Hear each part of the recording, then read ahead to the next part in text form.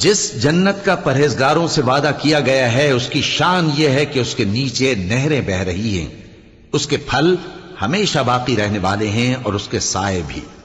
یہ ان لوگوں کا انجام ہے جو متقی ہیں، اور کافروں کا انجام دوزخ ہے۔ اور جن لوگوں کو ہم نے کتاب دی ہے وہ اس کتاب سے جو تم پر نازل ہوئی ہے خوش ہوتی ہیں، اور بعض فرقے اس کی بعض باتیں نہیں بھی مانتے۔ کہہ دو کہ مجھ کو یہی حکم ہوا ہے کہ اللہ ہی کی عبادت کروں اور اس کے ساتھ کسی کو شریک نہ بناؤں۔ میں اسی کی طرف بلاتا ہوں اور اسی کی طرف مجھے لوٹنا ہے۔